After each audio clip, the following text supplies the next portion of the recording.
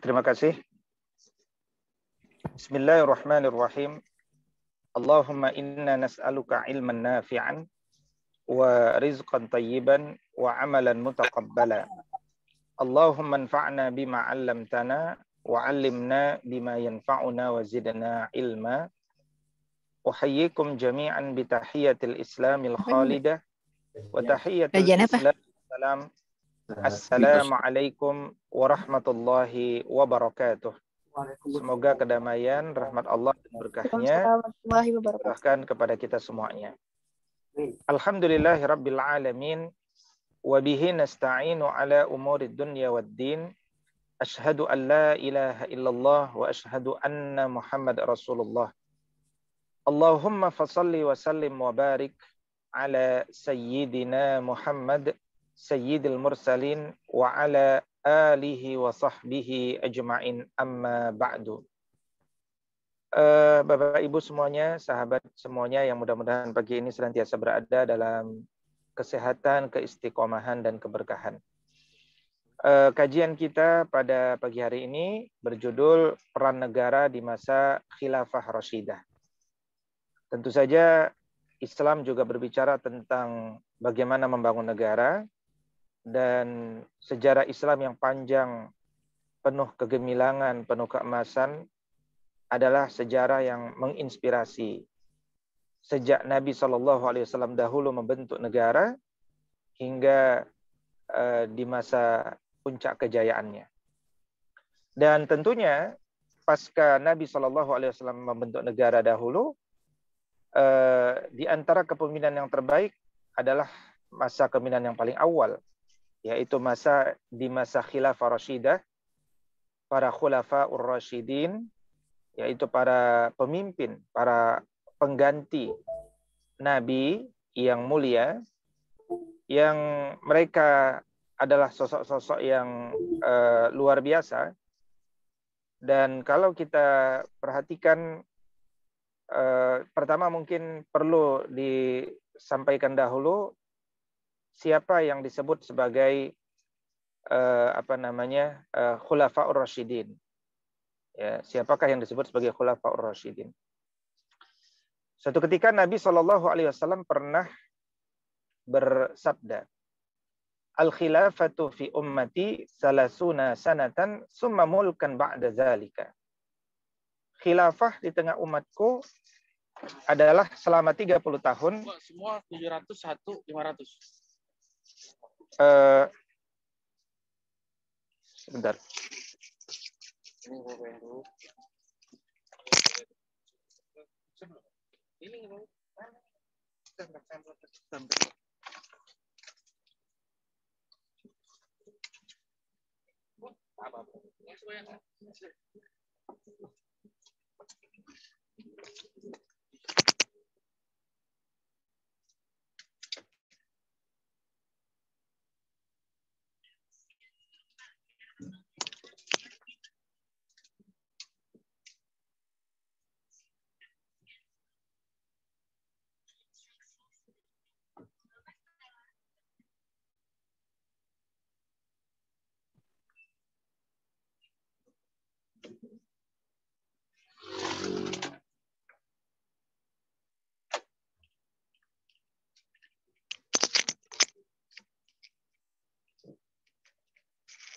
Ya, mohon maaf Bapak Ibu, sedang ada yang lewat tadi.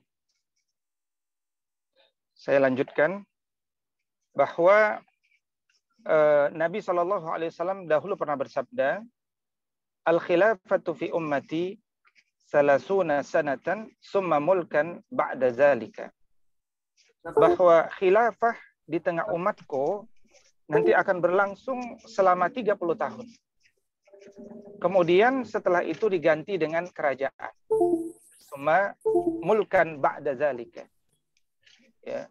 Makanya ketika kita bicara kekhilafahan, sebenarnya di masa 30 tahun pertama itulah, ya, sementara sesudah itu adalah Nabi sendiri mengatakan dia berbentuk sebagai kerajaan, ya, atau dinasti.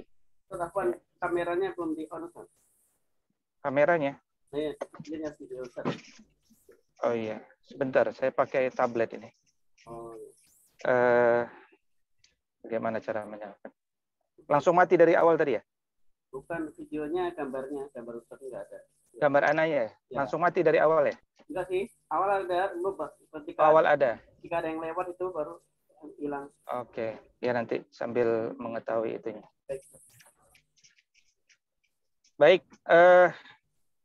kembali kepada hal ini, maka kemudian ketika disebutkan khilafah di antara umatku selama 30 tahun, berusaha disyarahkan oleh beberapa ulama. Misalkan Ibn Al-Arabi itu menjelaskan bahwa ternyata angka 30 tahun itu benar sekali. Gitu. Ya ini ketika disebut khilafah itu 30 tahun, itulah masa khilafahnya Abu Bakar, Umar, Utsman, Ali, dan Hasan. Ya. Dan Hasan. Dan itu ternyata betul-betul tepat, tidak kurang, bahkan tidak lebih daripada sehari sekalipun. Gitu ya. Bahkan sehari sekalipun dia tidak lebih. Gitu. Jadi dan 30 hari itu dihitung sampai kepada Al-Hasan ya. Sampai dihitung kepada Al-Hasan. Nah, ini adalah keutamaan daripada Nabi SAW.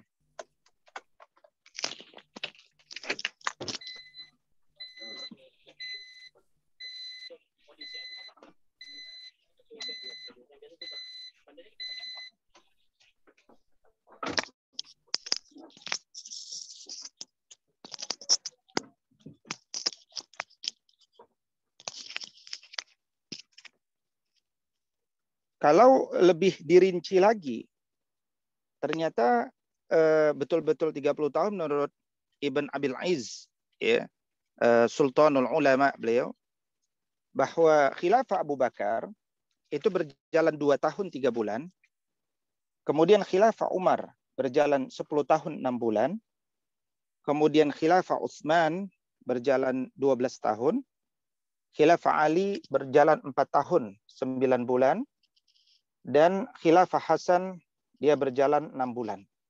Ya, dia berjalan 6 bulan.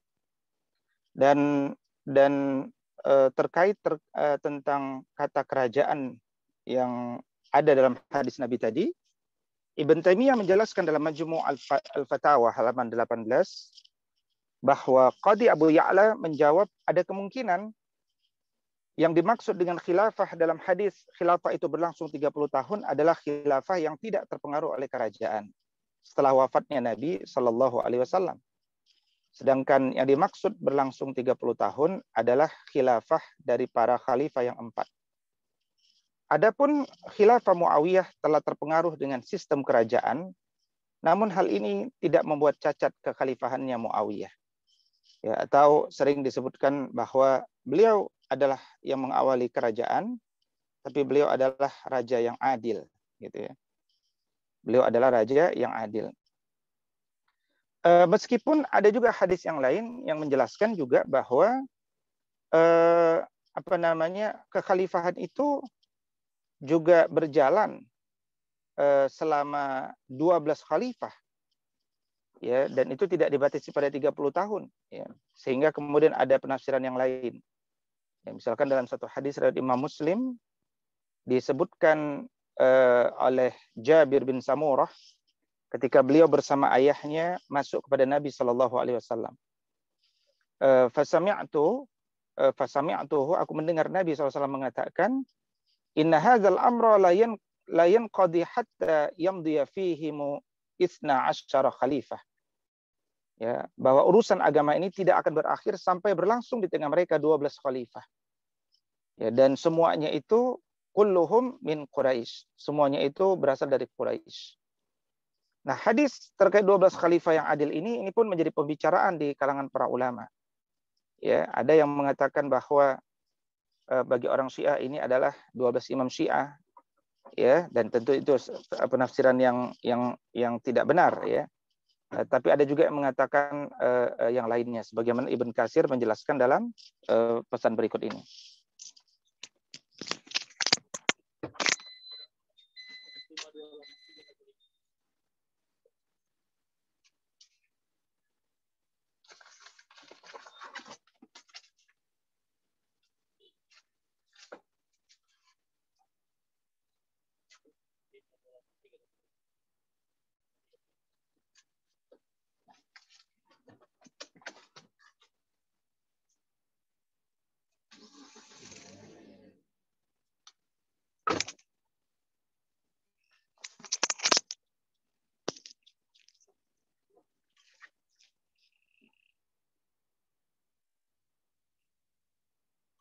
Maka kemudian Al-Imam As-Suyuti menjelaskan ya di dalam Tarikh Al-Khulafa bahwa beliau berusaha mencoba untuk melihat daripada mencoba mensyarahkan menurut apa yang beliau ketahui, bahwa atas dasar pendapat tersebut sangat boleh jadi kemungkinan bahwa 12 khalifah itu adalah Abu Bakar, Umar, Utsman, Ali, kemudian Hasan, ya, kemudian Muawiyah bin Zubair, Umar bin Abdul Aziz. Nah, mereka itu sudah 8 khalifah, kata Imam Suyuti. Dan dapat dikumpulkan kepada mereka yaitu Al-Muhtadi, seorang ulama, seorang khalifah yang juga adil dari Abbasiyah, ya kan? Kemudian ada Umar bin Abdul Aziz dari Bani Umayyah, ya, dan begitu juga ada At-Tahir, ya, yang cukup dikenal keadilannya. Ada At-Tahir, ya, yang cukup dikenal keadilannya. Dan masih ada 2 khalifah yang dinantikan, dan di mana salah satunya adalah Imam Al-Mahdi, karena beliau termasuk keturunan Nabi Muhammad SAW. Ini adalah satu di antara penjelasan, ya, yang dijelaskan oleh Imam As-Suyuti yang kita bisa dapat ketahui dari Tarikh Al-Khulafa gitu.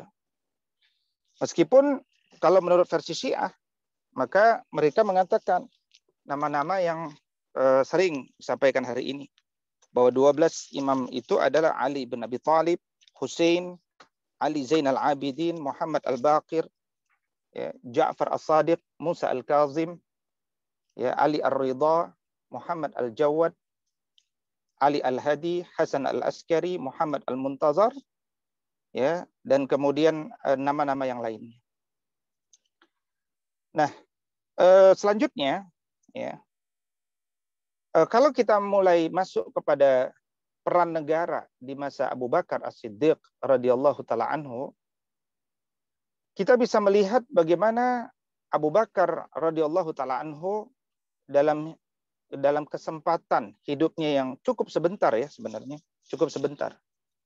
Jadi Abu Bakar sebagaimana tadi dijelaskan hanya 2 tahun 10 bulan memimpin umat ini.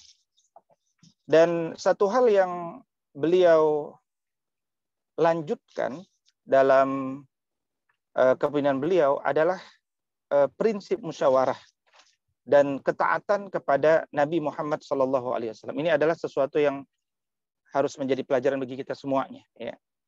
Jadi di masa Abu Bakar, di mana beliau adalah murid daripada Nabi SAW, murid terbaiknya Nabi SAW, ya, beliau adalah sosok yang paling juga mengetahui apa makna daripada tafsiran tertentu, ya, dan beliau menjelaskan bahwa banyaknya penyimpangan-penyimpangan yang dilakukan oleh sebagian, ya, masyarakat pasca wafatnya Nabi SAW, maka itu adalah sesuatu yang tidak boleh terjadi. Ya, jadi prinsip pertama adalah beliau musyawarah. Beliau dahulukan bermusyawarah dalam seluruh urusan-urusan beliau, apalagi urusan-urusan dalam masalah kenegaraan. Itu yang pertama beliau lakukan. Nah, kemudian beliau sangat konsisten untuk melanjutkan perintah Nabi. Di antara yang menunjukkan kekonsistenan beliau ini bisa kita lihat dalam upaya beliau untuk tidak tidak mengubah apa yang telah ditetapkan oleh Nabi Muhammad SAW, yaitu terkait tentang Nabi dahulu ketika sakit sempat menunjuk, ya, Usamah bin Zaid bin Haritsah, ya, anaknya Zaid bin Haritsah yang umurnya masih 18 tahun, ya, untuk memimpin satu ekspedisi peperangan yang juga dalam rangka juga membalas kematian Zaid bin Haritsah. Dan ketika Nabi wafat, ekspedisi itu belum berjalan. Sehingga kemudian banyak juga sahabat Nabi Shallallahu Alaihi Wasallam yang kemudian mengatakan hendaknya diganti saja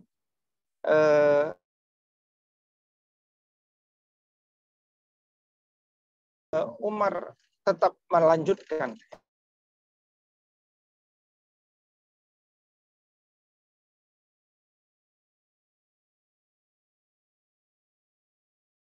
Dan perlu juga diketahui bahwa ketika Nabi bahwa hampir mayoritas wilayah-wilayah di Saudi Arabia dan sekitarnya itu banyak yang murtad. Ya, kecuali kecuali Mekah, Madinah, Taif, ya. Nah, itulah tiga di antara kota-kota yang relatif betul-betul bersih, tidak ada penyimpangan. Selebihnya ada muncul nabi baru, ada Al-Aswad, ada Musailamah Al-Kadzab, ya kan? Ada yang lainnya, ya. Jadi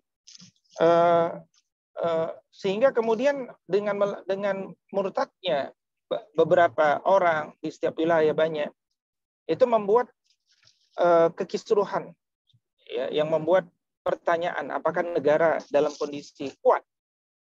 Nah, alhamdulillah ternyata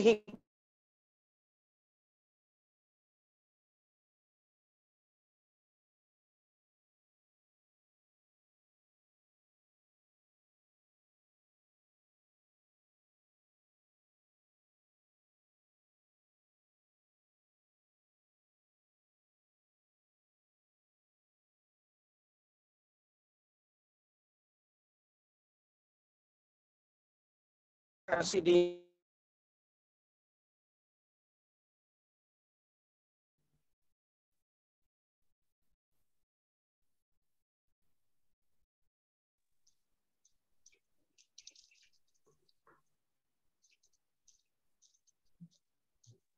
ya, saya lanjutkan ya. Di tengah kondisi itu saja negara masih mengirimkan pasukan. Berarti ini kok negara dalam kondisi kuat gitu. Nah, itu akhirnya hikmahnya menggetarkan lawan, apalagi ketika Usama bin Zaid itu pulang dengan kemenangan. Nah, itu luar biasa dampaknya, ya. Nah, termasuk akhirnya Abu Bakar As-Siddiq radhiyallahu taala anhu akhirnya juga fokus pada memerangi orang-orang yang menafsirkan yaitu bahwa ayat-ayat tentang zakat, ya, ayat-ayat tentang zakat itu berdiri sendiri daripada ayat-ayat tentang sholat. Jadi orang yang sholat dia tidak perlu berzakat. Maka sebaik-baik penafsir pada saat itu tentu adalah Abu Bakar As-Siddiq radhiyallahu taala anhu. Ya, dan Abu Bakar menafsirkan bahwa orang yang sholat maka dia wajib zakat. Ya, karena 28 kali terulang wa aqimus shalah wa atuz zakah, ya kan? Wa aqimus shalah wa atuz zakah. Ya. Tegakkan salat, keluarkan zakat. Tegakkan salat, keluarkan zakat. Ya, wa aqimus shalah wa atuz zakah. Maka kerjakanlah salat itu. Ya, tegakkan salat.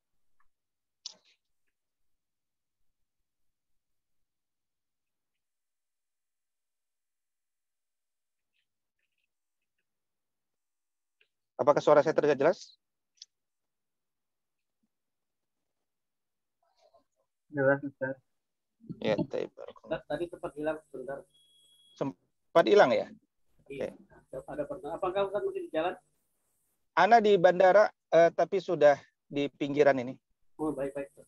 Pinggiran, ya. Ya, baik. Kabarin kalau keputus lagi sinyalnya. Mungkin kalau kameranya bisa off lagi, bisa on lagi, mungkin share screen-nya ditutup dulu, kamera di on kali gitu.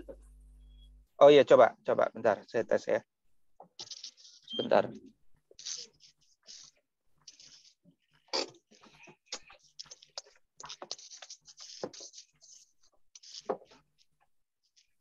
Ini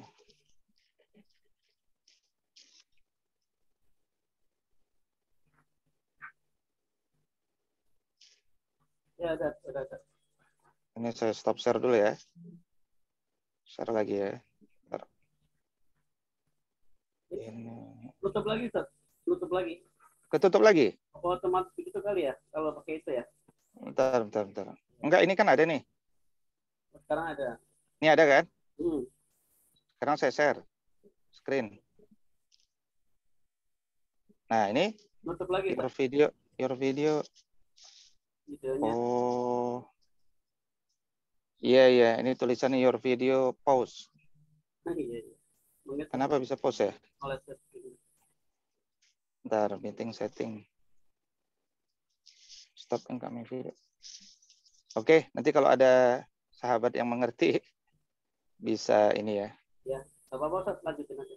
Nggak apa-apa ya, baik. Atau nanti saya pindah ke laptop sih, bisa. Baik, kita lanjutkan dulu ya terkait ini. Jadi waktu itu orang-orang pada tidak mau membayar zakat karena menganggap zakat itu terpisah daripada sholat. Nah, negara itu yang dikomandani oleh Sayyidina Abu Bakar radhiyallahu taala berpikir bahwa sholat dan zakat bukanlah hal yang harus dipisahkan. Apalagi dari 32 kali kata zakat dalam Quran, 28 kali itu kan terulang dalam bentuk berpadu. Wa aqimus shalah wa atuz zakat. Jadi orang yang sholat harus mengeluarkan zakat. Muncul penafsiran bahwa zakat itu dikeluarkan hanya ketika Nabi sedang hidup gitu ya. Nah, itu pun akhirnya dibantah ya. Nah, bahkan ketika para sahabat mengatakan sudah, maafkan saja mereka. Itu Abu Bakar tegas mengatakan ini tidak bisa ditolerir karena ini rukun Islam. Ya, akhirnya Abu Bakar memimpin langsung perlawanan kepada orang-orang yang tidak mau mengeluarkan zakat dengan penafsiran mereka sendiri. Nah, itu kita bisa melihat di sini bagaimana peran negara dalam menegakkan pondasi-pondasi agama, rukun-rukun Islam ini saya kira penting sekali. Ya. Nah, berikutnya adalah di masa Abu Bakar lah pertama kali pengumpulan Al-Quran dan kemudian menamakannya sebagai mushaf dulu. Ya, menamakannya sebagai mushaf. Nah, ini pertama kali di masa Abu Bakar. Kemudian pertama kali juga di masa beliau menamakan dirinya sebagai Khalifah Rasulullah. Jadi dulu ada yang mengatakan, anta Khalifatullah, engkau ini khalifahnya Allah. Kata Abu Bakar, bukan, saya bukan khalifahnya Allah. Saya Khalifah Rasulullah. Artinya apa? Saya itu menggantikan. Ya. Saya itu menggantikan. Karena makna khalifah itu adalah generasi pengganti gitu. Jadi saya ini bukan menggantikan Allah, tapi saya menggantikan Rasulullah SAW. Itulah pertama kali ya di masa Abu Bakar As-Siddiq radhiyallahu taala. Nah, beliau juga tadi sebagai contoh ya bagaimana menegakkan hukum secara konsisten ya. Nah, menarik juga di masa beliau ini, memang di masa-masa awal masih belum ada sistem ya. Bagaimana sih menggaji seorang khalifah itu? Berapa gajinya ya kan dan seterusnya itu belum ada aturan yang tegas dan jelas waktu itu. Sehingga kemudian tentu saja sebagai seorang khalifah yang juga punya keluarga, beliau juga harus menghidupi keluarganya dahulu. Ya, sehingga kemudian Abu Bakar harus bekerja setengah hari sebelum dia akhirnya memimpin tugasnya sebagai khalifah. Dan ini menunjukkan bahwa orang dahulu kalau ingin kaya mereka berdagang ya. Sampai kemudian ketahuanlah oleh Umar bahwa khalifah sedang dagang, nggak jalan di tugasnya. Nah, maka Umar langsung berikan solusi. Ayo kita jumpain saja Abu Ubaidah. Ya, Abu Ubaidah bin Al-Jarrah radhiyallahu taala, beliau adalah pengelola Baitul Mal ya. Coba kita ketemu beliau ya, kita sampaikan masalah ini. Kata Abu Ubaidah, begini saja, engkau jangan bekerja ya. Engkau akan kami gaji dengan nilai sekian dan sekian. Kata Abu Bakar, angka yang engkau tawarkan tuh nggak cukup buat saya dan keluarga. Ya bagaimana saya bisa bekerja kalau masih memikirkan itu? Ya udah nih saya tambahkan lagi sedikit. Nah, ditambahkan secukupnya dengan nilai yang sangat rendah waktu itu. Tapi itu sudah bisa menghidupi Abu Bakar dan keluarganya. Dan dia tidak lagi berpikir untuk berdagang, maka itulah akhirnya pertama kali seorang khalifah apa namanya digaji ya, digaji dan sehingga khalifah fokus dalam mengelola negara, dan itu akhirnya dikembangkan berikutnya. Berikutnya juga terkait tentang penegakan hukum waris ya. Jadi di masa Abu Bakar ini ya, jadi Abu Bakar punya anak 2 perempuan, yaitu Asma dengan Aisyah. Ketika beliau sakit keras hendak wafat, beliau panggil Sayyidah Aisyah. Wahai Aisyah, ayahmu ini punya tanah luas.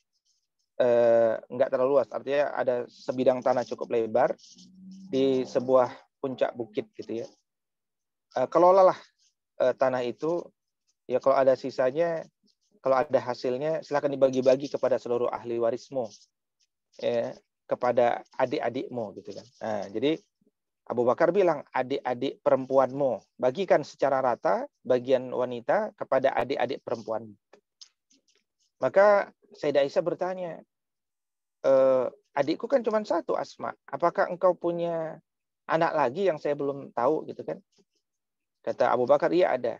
Ya, ada seorang, ya, dia masih ada di dalam kandungan dan aku duga dia seorang perempuan. Nah, nanti rawat dia, jaga dia, lindungi dia dan bagi warisan haknya gitu.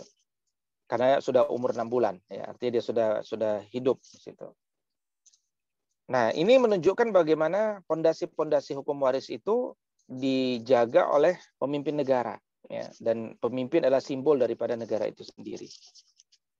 Nah, itu adalah sedikit yang kita bisa ambil poin-poin penting peran negara di masa Abu Bakar As-Siddiq radhiyallahu taala anhu. Kemudian di masa Umar ibn Al-Khattab radhiyallahu taala anhu, kita bisa melihat bagaimana di masa ini Umar yang sangat terkenal dan fenomenal itu adalah negara melakukan ekspansi. Ekspansi besar-besaran, bahkan terbesar ya dalam sejarah ini.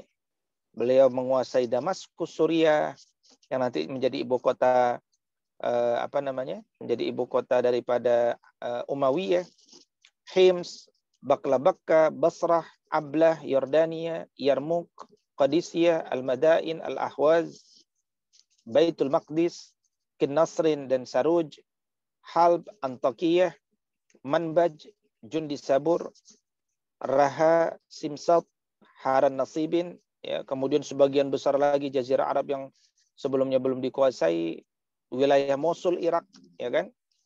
Dan Irak ini nanti akan menjadi Baghdad itu ya, Baghdad ya khususnya itu akan nanti menjadi ibu kotanya Abbasiyah. Ya, Mosul Mesir, ya, Mesir sudah dikuasai sejak masa Umar. Ya.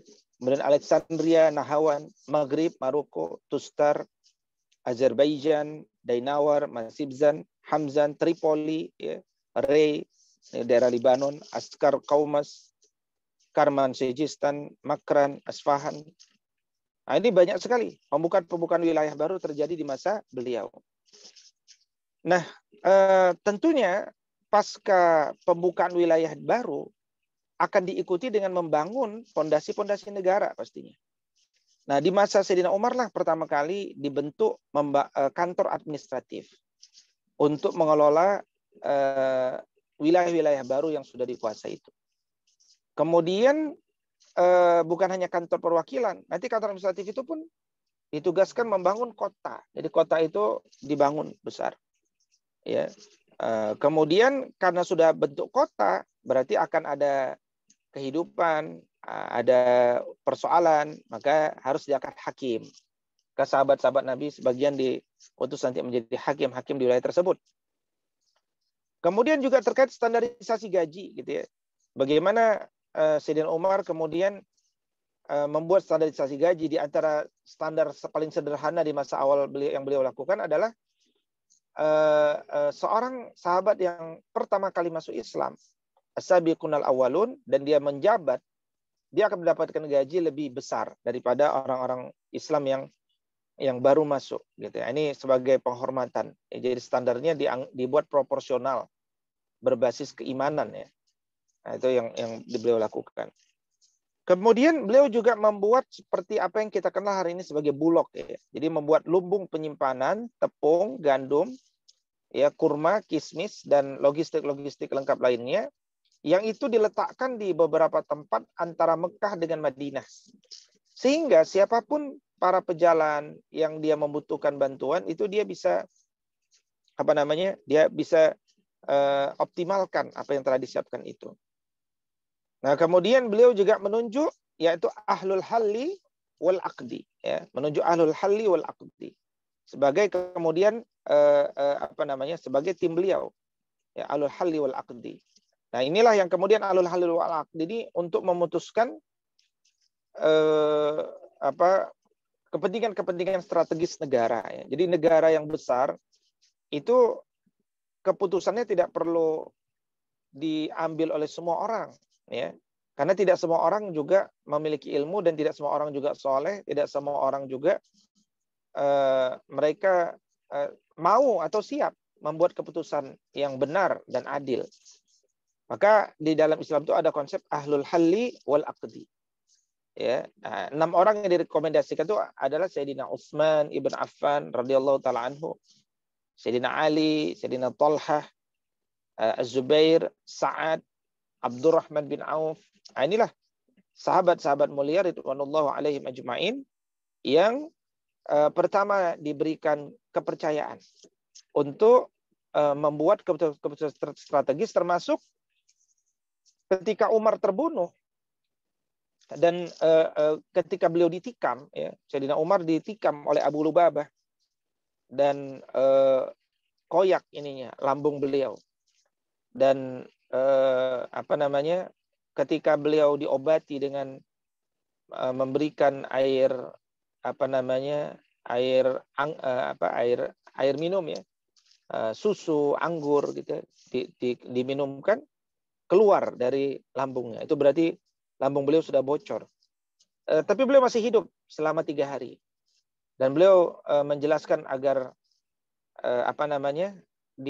dilakukan secara musyawarah mengikuti tradisi daripada pendahulunya itu Abu Bakar As-Siddiq radhiyallahu taala anhu. Musyawarah ini sebagaimana itu juga nama di antara surat-surat di dalam Al-Qur'an, ya, untuk memutuskan siapa yang terbaik. Ya, untuk memutuskan siapa yang terbaik. Dan kemudian nanti terpilihlah Sayyidina Utsman ibn Affan radhiyallahu taala anhu. Nah, kalau tadi Abu Bakar itu menamakan diri beliau sebagai khalifat Rasulullah, generasi yaitu penggantinya Rasul, maka beliau menamakan dirinya pertama kali Amirul Mukminin, pemimpinnya orang-orang beriman. Di masa beliau juga akhirnya karena administratif itu butuh schedule, butuh jadwal, ya kan? Akhirnya membutuhkan kalender. Nah, maka penanggalan kalender Hijriyah pertama kali dibuat oleh Umar, ya, dan itu pada tahun 17 Hijriah, 4 tahun setelah Umar menjabat. Dan waktu itu terjadi diskusi. Apakah tahun Hijriah ini diambil dari mulai tahun lahirnya Nabi, atau tahun Nabi jadi Nabi, atau tahun hijrahnya Nabi, atau tahun wafatnya Nabi. Ini 4 pemikiran. Akhirnya dipilihlah semangat hijrah itu ke tahun kalender Hijriah. Supaya semua pemakai kalender hijrah itu dia punya semangat hijrah, ya, punya semangat hijrah. Dan sebenarnya perbincangan tentang hijrah itu sudah terjadi di bulan Muharram, makanya tidak diambil dari Rabiul Awal, meskipun banyak sekali momen-momen Nabi SAW itu yang di bulan Rabiul Awal, tapi Nabi memilih di bulan Muharram sebagai tahun pertama atau bulan pertama daripada kalender Hijriah itu. Dan Umar adalah sosok negarawan yang tidak mudah percaya dengan apa yang disampaikan oleh menteri-menterinya, ya, atau kepala-kepala bidangnya. Ya, dia adalah sosok yang ingin melihat langsung, turun langsung, melihat kondisi real di masyarakat. Ya, dan kita tahu bagaimana akhirnya juga dia menemukan salah satu menantunya, ya, sebagai dampak kebiasaannya melihat kondisi real. Dan dahulu melihat kondisi real di masyarakat itu tidak bawa wartawan, ya, karena memang bukan pencitraan, memang dia datang dari hati. Dia ingin, dia menikmati ketidaktahuan orang pada dirinya, karena dia ingin tahu secara langsung bagaimana pendapat orang atas kepribadian dirinya. Nah, di masa beliau juga pertama kali Masjid Nabawi itu harus dipandang bagi beliau harus mengalami perluasan, ya, perluasan. Dan kalau sampai di masa Umar itu dulu masih berpasir, Umar kemudian meminta sahabat-sahabat yang lain untuk kemudian melemparkan batu-batu kerikil. Jadi lapisan pertama. Jadi Masjid Nabawi itu akhirnya ada lapisannya, yaitu batu-batu kerikil itu. Nah, itu yang bentuk perubahan pada wajah Masjid Nabawi di masa awal itu. Nah, berikutnya negara juga karena dia dibangun dengan spirit agama, dan agama itu harus menjadi pemersatu umat, maka beliau menguatkan persatuan umat dengan menguatkan hajat hidup kaum mukminin, gitu ya. Nah, yang pertama saya tuliskan di sini yaitu standarisasi tarawih berjamaah. Umar adalah sosok yang luar biasa dengan pemikiran-pemikirannya banyak sekali, ya, hal-hal yang kemudian dibenarkan oleh Allah Subhanahu wa taala. Dan beliau mampu melihat apa potensi-potensi perpecahan di masa ke depan kalau sesuatu itu tidak beliau ubah dengan yang lebih maslahat. Dalam konteks misalkan tarawih berjamaah, beliau melihat bagaimana ketika sholat tarawih, masing-masing sholat dengan imamnya masing-masing di satu waktu, meskipun sholat sunnah, ya kan? Masing-masing kemudian akhirnya berbicara, kalau imamku suaranya lebih bagus, nah ini potensi.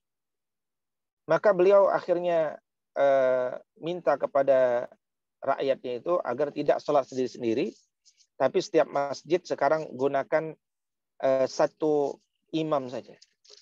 Dan akhirnya imam pertama yang beliau tunjuk itu adalah Ubay bin Ka'ab. Itu imam pertama. Besoknya beliau cek lagi apakah perintahnya sudah berjalan. Ya, alhamdulillah ternyata tetap berjalan. Maka beliau berkatakan, ni'matul bid'atu hazihi. Inilah bid'ah yang baik, ya. Ya, jadi dari situlah muncul istilah ada bid'ah hasanah dan ada bid'ah sayyi'ah.